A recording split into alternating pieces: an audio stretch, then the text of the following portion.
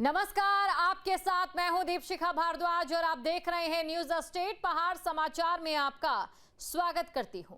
और चलिए बुलेटिन की शुरुआत हम करेंगे सबसे पहले बड़ी खबर के साथ।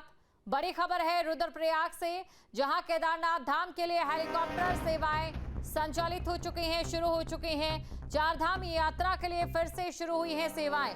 कड़े इंतजामों के साथ डीजीसीए ने मंजूरी दी है।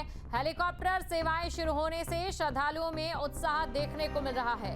ये बड़ी खबर आपको बता रहे हैं, केदारनाथ धाम के लिए सेवाएं एक बार फिर शुरू हो चुकी हैं। आपको ये जानकारी दे दें, चार धाम यात्रा में जब हेलीकॉप्टर की सेवाएं पहले संचालित थी तो एक साथ 2 से 3 हादसे सामने आए थे और उसी दौरान अहमदाबाद प्लेन क्रैश भी हुआ था, जिसको लेकर ये पूरा मामला चर्चाओं में आ गया था और सरकार को रोक लगानी पड़ी थी हेलीकॉप्टर सेवाओं पर। लेकिन अब लंबे समय बाद एक बार फिर से हेलीकॉप्टर सेवाएं संचालित की जा चुकी हैं। ये बड़ी खबर आपको बता रहे हैं, लेकिन हेलीकॉप्टर सेवाएं शुरू होने के साथ ही कड़े निर्देश भी हैं।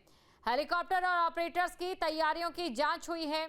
तकनीकी खामियों को लेकर सुरक्षा के लिए कई तरीके के जो कदम हैं वो उठाए गए हैं। दुर्घटनाओं के बाद हाई पावर्ड कमेटियों ने जो सुझाव दिए थे, उन सुझावों के आधार पर यह एक्शन लिया गया है।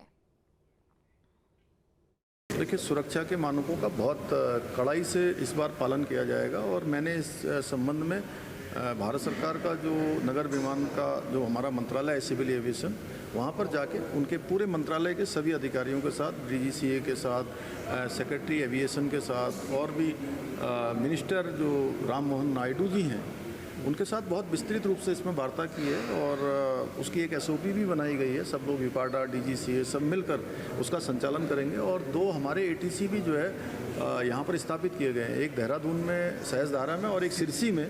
वो सब हमने यात्रियों की सुरक्षा को ध्यान में रखकर ही उसको किया है। और जो डीजीसीए की तरफ से हमें 15 जून के बाद में मल्टीपल एक्सीडेंट्स के बाद में जो एक शॉर्ट टर्म गोल दिया गया था कि शॉर्ट टर्म में हमें ये चीज़ें करवानी है, तो सारी चीज़ों को हम लोगों ने उनकी कंप्लायंस करवाई और इसी बीच में 11 सितंबर का एक ऑप सर्कुलर भी नया रिलीज़ हुआ। उसके अकॉर्डिंगली जो भी डायरेक्शंस हमें दिए गए थे डीजीसीए की तरफ से, उन सारी चीज़ों को हम लोग प्रॉपरली फॉलो करवा रहे हैं। इस कारण से डीजीसीए के द्वारा हमें परमिशंस दी गई है शटल सर्विसेज को वापस से स्टार्ट करने की। इस क्रम में कल हमारी 74 शटल्स केदारनाथ की हुई है और चार्टर भी हमारे 26 हुए हैं। बैड वेदर कंडीशंस के बाद में वो बंद किया गया। और खबर पर अधिक जानकारी के साथ संवाददाता प्रवीण हमारे साथ जुड़ चुके हैं, तो सीधा उनके पास चलते हैं, उनसे जानने की कोशिश करते हैं। देखिए प्रवीण, कुछ सुझाव हैं जिन सुझावों को लागू किया गया है, कौन कौन से वो सुझाव हैं और कैसे इन सुझावों के जरिए सुरक्षा की जो जिम्मेदारी है वो इस समय प्रशासन उठा रहा है?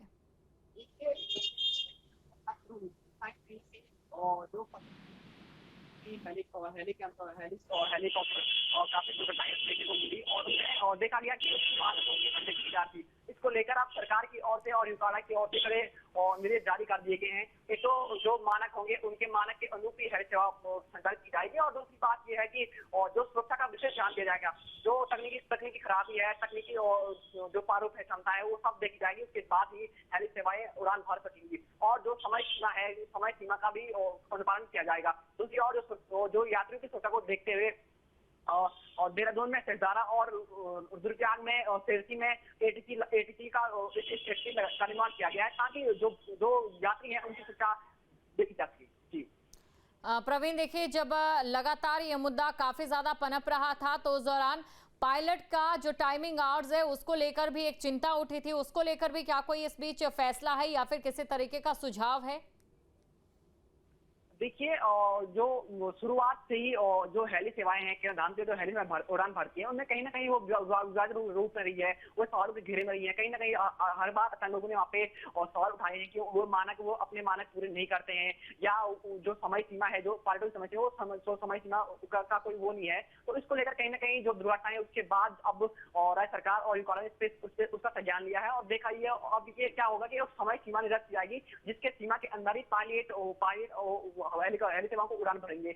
और दूसरी बात यह है कि जो सुरक्षा का विशेष ध्यान रखा जाएगा, जो तकनीकी चीजों का भी ध्यान रखा जाएगा। इस बीच जो पायलट है उनके परीक्षण कराए गए हैं ताकि किसी प्रकार की कोई दुर्घटना न घट सके। जी बिल्कुल प्रवीण, इसी के साथ आपसे ये भी जानना चाहेंगे, हवाई सेवाएं यात्रा के लिए जितनी आसान है उतनी ही ज्यादा खर्चीली भी है। ऐसे में जब महीनों तक ये सेवा बंद रहती है तो खर्चे को पूरा करने को लेकर क्या कदम उठाया गया है? देखिए, जो अभी कुछ जब दूसरे चरण में यात्रा शुरू हुई तो शुरू होने जा रही है, उसको लेकर हेली सेवा शुरू हो गई है, लेकिन उसके जो किराया है उसमें किराए में बढ़ोतरी की गई है। दूसरी बात यह है कि क्योंकि किराए में बढ़ोतरी जो है, किराए में क्योंकि लंबे समय तक हेली सेवा बंद रही तो उसके बाद अब किराए में बढ़ोतरी की गई है। दूसरी बात यह है कि जो सुरक्षा है उसको ध्यान में रखा जाएगा और आगे से अगर कोई युकाना पूरी तरह से नजर बनाए हुए है, जो हेली सेवा संचालित हो रही है केदारनाथ यात्रा के लिए जो हेली सेवा संचालित होती है उसमें कहीं ना कहीं युकाना पूरी नजर बनाए हुए है ताकि किसी प्रकार की दिक्कतें न हो। और देखना ये होगा कि अब जो युकाना की तैयारियां हैं, जो निर्देश जारी किए गए हैं, वो कितना बेहतर हो सका देते। बिल्कुल, शुक्रिया प्रवीण तमाम जानकारी को दर्शकों तक पहुंचाने के लिए। तो बड़ी खबर आपको हम बता रहे हैं, एक बार फिर से हेली सेवाएं शुरू होने जा रही है और काफी ज्यादा खास ये हेली सेवाएं रहने वाली हैं, क्योंकि इस बार जो कमेटी की ओर से सुझाव दिए गए हैं उन सुझावों को भी हेली सेवाओं में शामिल कर लिया गया है। जो उड़ान का समय रहता है पायलट्स का, या फिर जो वर्क टाइम रहता है, या फिर ओवरलोड वर्किंग रहती है पायलट्स को लेकर, इसको लेकर भी खास जो है एक बिंदु निकलकर सामने आए थे और इन्हीं बिंदुओं को जाहिर तौर पर ध्यान रखा है, क्योंकि इससे पहले जितना अगर हम बात करें नुकसान हुआ है या फिर जितने हादसे हुए हैं, इसमें ये एक महत्वपूर्ण विषय रहा है। आपको ये जानकारी दे दें, चार धाम यात्रा में हेली सेवाओं की मुख्य भूमिका रहती है। साथ ही अगर हम बात करें तो आपने देखा होगा कि जब हेली सेवाओं के लिए रजिस्ट्रेशन खुलता है तो बम्पर बुकिंग हो जाती थी। जहां भक्ति है हर शब्द में, कथाओं में छिपे हैं दिव्य रहस्य और ज्योतिष देता है जीवन को दिशा। धर्म से जुड़ी हर बातों को जानने के लिए हमारे चैनल स्तुति को सब्सक्राइब करें। चैनल पर जाने के लिए इस लिंक पर क्लिक करें।